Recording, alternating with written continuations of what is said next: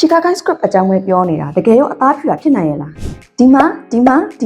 Mixi ရဲ့ review တွေကိုအမြဲတမ်းရနေတဲ့ Chicago script လေးပါနော်ဟုတ်ပါတယ် The Miss Spice မှာတယောက်ကမုံနဲ့တဘာဝပစ္စည်းတွေပေါင်းဆက်ပေးထားတဲ့ script အစွမ်းထက်လေးရှိပါတယ် whitening ပစ္စည်းတွေကမကောင်းဆိုပြီးတော့ Chicago ကဘာလို့အသားဖြူစေရလဲ Chicago ဆိုတာကအိန္ဒိယမှာ Ayurvedic herb အနေနဲ့နှစ်ပေါင်းများစွာကတည်းကသုံးလာခဲ့တာပါ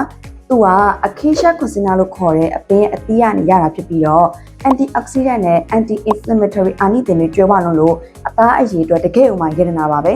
ချီကာခိုင်းကဘာတွေအတွက်ကောင်းတာလဲဆိုလို့ရှိရင် vitamin A, C, E ပါဝင်တဲ့အတွက်အသားအရည်ကိုအတွင်းပိုင်းထိအာဟာရဖြစ်ပြီးတော့မှနူးညံ့ချုံးမွေ့စေတယ်။ဒါအပြင်အသားအရည်ကိုပျက်စီးစေပြီးတော့မှအရည်အကြောင်းတွေဖြစ်စေတဲ့ free radicals တွေကိုပါတိုက်ဖြတ်ပေးပါတယ်။နောက်ပြီး The Miss Spice ရဲ့ Chicago scrub က